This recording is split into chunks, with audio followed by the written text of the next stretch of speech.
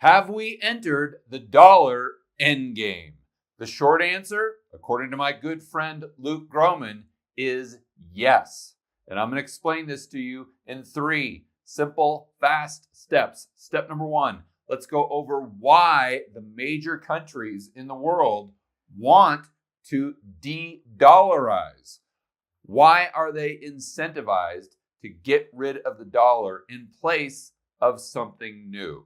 And again, I want to be very clear. This is based on an interview that I did with Luke yesterday and his most recent podcast with our good friend Grant Williams. So let's dive right into the whiteboard. We've got 3 main countries or examples of countries. We'll use Russia as an example of a country that produces a lot of energy. This could also be Saudi Arabia, Iran, etc. Then in the middle, we've got the United States. What do we produce a lot of? Dollars, green pieces of paper, in this case, just electronic digits. We produce the dollars the world needs to function if we're on a dollar system. And China would be a great example of the other type of country, and they produce stuff. So let's go over this one more time. We got Russia. They're an example of a country that produces energy. US produces dollars. China produces stuff. So when the United States buys the stuff from China, we give them dollars. You can see this green little dollar sign. And when we buy oil from Russia, we give them dollars. But we've got this country up here, XYZ. They need to buy oil from Russia as well. And let's say we run a trade deficit with them. So they are making some of our stuff. So just like China, they're going to send us stuff. We're going to send them dollars. They're going to take those dollars and send it to Russia to buy the oil they need to run their economy. And what you'll probably notice right off the bat is 2 of these countries are heavily reliant upon one another. The United States needs the stuff from China. China needs the dollars from the United States so they can buy the oil from Russia. Now, the outlier in this group would be Russia. They aren't necessarily dependent on the United States for dollars, but they are dependent on China for a lot of their stuff. So let's go through the details of this system for each individual country so we can see why they are incentivized to de-dollarize. We'll start off with China. They hold a lot of dollars. We all know that. And they need these dollars to buy the energy they need from countries like Russia. Well, what happens if the United States runs huge deficits? If they quote unquote print money, and therefore the value of those dollars relative to the oil, the energy China needs goes down. Well, they're getting the short end of the stick.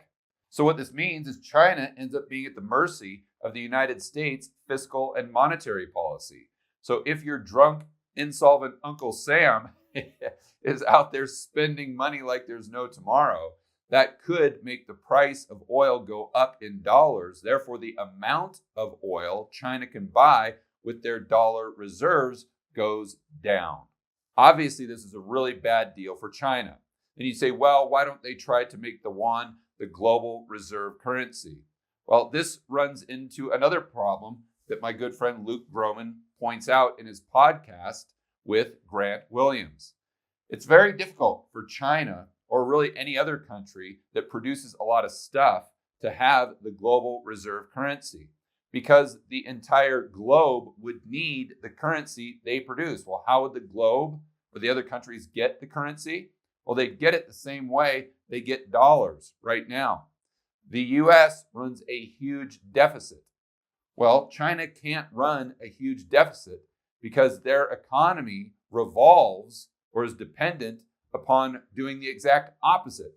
That's running a trade surplus. So they would have to completely re-engineer their entire economy. They're most likely not going to want to do that. Let's move over here to the United States. Because we've got this dollar system, and because we have to run these huge trade deficits to supply the world with the dollars it needs, we have no manufacturing base. We have basically shipped those jobs overseas. You guys know this. You hear it all the time on the news. This wipes out the middle class and the poor. But Luke points out that the biggest downside to this system for the United States is it compromises their national security. One of the examples he uses is going back to March of 2020, when the United States needed masks, as an example. What did they do? They had to beg for masks from China because we didn't make them here in the United States. And that's just one small example. Think about all the things that we depend on China for, like pharmaceuticals or our military equipment. So think about this for a minute. We've basically offshored our ability to have a functioning military to China.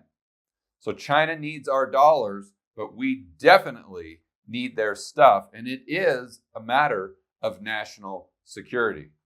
Now let's check out the incentive structure for an energy producing country like Russia. Well, they get the dollars for their oil, but this puts them in a very similar position of China in that they're at the mercy of the United States monetary and fiscal policy. Let's think this one through.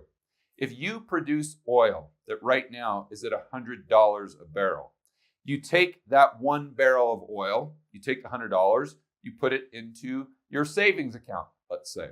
Well, if the United States is producing more of those dollars, the probability is that you'll be able to buy less stuff with those dollars that you hold in reserve in the future.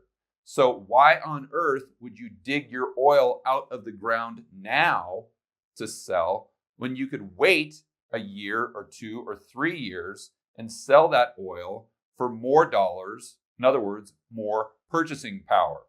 Said another way, if the United States continues to run these huge dual deficits, so trade deficit and budget deficit, energy producing countries like Saudi Arabia and Russia are incentivized to keep their oil in the ground. But the biggest incentive they have to de-dollarize is what we have seen recently, where the West comes in and just freezes all of their FX reserves. So what has happened is they've taken all of these dollars for the oil they've produced, but then the United States comes in and says, no, you don't have access to those dollars anymore. So they've quickly realized that there's a lot of counterparty risk in holding a reserve asset that is someone else's liability. In this case, a liability of a commercial bank that is influenced, let's say, or can be influenced by the West and the United States. So the bottom line is all 3 types of these countries have a lot of reasons to de-dollarize and move to a neutral reserve asset. If that sounds familiar, it should. It's what they talked about during Bretton Woods. It was called Bank Corps, and it was an idea that Keynes had to avoid Triffin's paradox and to avoid the world getting into this type of predicament. So Luke's opinion is that moving forward, all of these types of countries will want to settle in a neutral reserve asset. In other words, an asset that is not dollars. Step number 2, we discussed why these countries would want to de-dollarize in the future. Now let's talk about how they would de-dollarize. We've got a similar chart. The 3 players are the same: China, United States, and Russia. But what we've changed is the dynamics of the reserve asset. Instead of using a dollar, which is in the control to a certain degree of the United States monetary and fiscal policy. And when I'm saying in the control, the value of the dollar, how many dollars are circulating, chasing goods and services. And I know it's not entirely up to the United States government. We're going to talk about the Eurodollar system in step number 3. But for right now, let's just focus on the monetary and fiscal policy of the United States affecting the price of oil or the price of stuff. So the United States needs the stuff. They send China the dollars. But if China wanted a neutral reserve asset, such as gold, this is the example that Luke gives, China would take those dollars and they would exchange them in the global gold market for that neutral reserve asset, i.e. gold. So the gold goes onto their balance sheet. They've got assets on the left, liabilities on the right. And then what would happen when the United States needs to buy oil from Russia? They wouldn't send them dollars. What they would do is they would send them gold, because Russia would say, we are only taking gold for oil. And what the three countries would agree to do, let's just call this a Bretton Woods 2.0, is they'd peg gold to oil. So let's just say they pegged it at 1 ounce for 20 barrels of oil. And it's about the same price as we have now. Because if you think about it, gold's about $2,000 an ounce, oil about $100 a barrel. So 20 barrels of oil equals about $2,000. So they just want to peg that rate and keep it set in stone. So again, what would happen is the United States would have to take those dollars they have, go into the gold market, get the gold they need, give it to Russia, then Russia would give them the oil. Or in this case, China would take the gold they have and they would send it over to Russia. Then Russia would give China the oil they need to run their economy. So now let's look at Russia's balance sheet. They've got the gold from the United States and they've got the gold from China. Well, let's just say that Russia needs some of the stuff that China produces. Okay, well, they could just go into the global dollar market. They take some of their gold, exchange it for dollars. They send those dollars back over to China. China sends them the stuff that they need. If you're really paying attention, you'll notice I forgot to put a barrel of oil right here and a little thing of gold. But just editor, actually help me out with that one. Put a little barrel of oil right here and a little thing of gold, and then I'll do this. There we go. Now we've got all the arrows going exactly where they should. So let's go over this again very quickly to make sure we're all on the same page. The United States takes the dollars, sends them to China. China gives the United States the stuff they need. Then China takes those dollars, buys gold with it, takes the gold, send it over to Russia. Russia gives them the oil they need to fuel their economy. Then Russia would go ahead and take some of the gold, exchange it for dollars, send China some of those dollars to get the stuff they need for their consumers. The United States would take some of those dollars, exchange it for gold, give Russia the gold. Russia gives the United States the oil.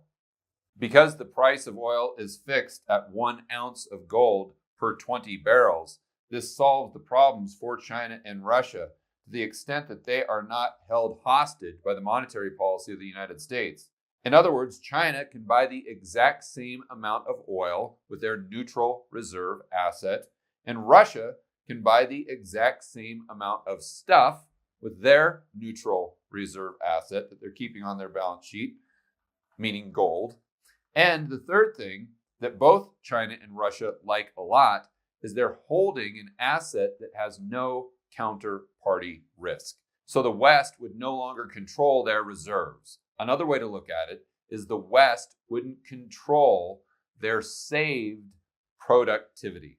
Because at the end of the day, that's what those dollars represent now. The dollars that are on the balance sheets of these foreign central banks, they represent stored productivity. If these countries and the world moves to a neutral reserve asset, such as gold, the United States would no longer have control over the purchasing power of their stored excess productivity. In China's case, this would be the stuff they produce. In Russia's case, this would be their energy. Step number 3. So we talked about why the world would want to de-dollarize. We talked about how the world would de-dollarize. But where does that leave the dollar? Let's go through that right now. If this process that we discussed in step number 2 plays out, Luke Gromen's hypothesis, what this means, bottom line, is there would be more dollars circulating in the global economy. There would be less demand for those dollars, so the value of those dollars relative to stuff would go down. But I want to point out that the value of the dollar would go down relative to gold as well. So if you are one of those foreign central banks that was holding gold as an asset on your balance sheet, the neutral reserve asset, then your purchasing power might not even stay the same. If the value of the dollar went down, it would probably go up, meaning you could buy more stuff or more stuff that was denominated in dollars with your gold. Okay, well, if the stuff that's produced in the United States basically gets cheaper, then that gives us a competitive edge for our exports. And remember, the whole goal of the United States is to bring manufacturing back to the good old US of A. So in the short run, this most likely would increase the amount of consumer price inflation we have here in the United States. And unfortunately, the groups that would end up paying the price would most likely be the poor and middle class. But at the end of the day, they would also be benefiting in a way that would increase the amount of manufacturing jobs, making the United States far more self-sufficient. But there's one group that we have yet to discuss. The banksters. What happens to all the banks in the euro-dollar system that have been profiting for the last 70 years on this setup of the dollar being the main reserve currency and the main reserve asset? Well, Luke Gromen points out that his base case is not that the dollar will lose reserve currency status. It's only that the dollar won't be used anymore as the preferred reserve asset. Again, the world wants a neutral reserve asset that isn't controlled by the United States or the West. But the main takeaway is if the dollar is being used less, even if it is still the reserve currency, the banksters will be making a lot less profit. How does that play out when the governments are at odds with the banksters? That's a topic for a completely separate video. For more content that'll help you build wealth and thrive in a world of out-of-control central banks and big governments, check out this playlist right here, and I will see you on the next video.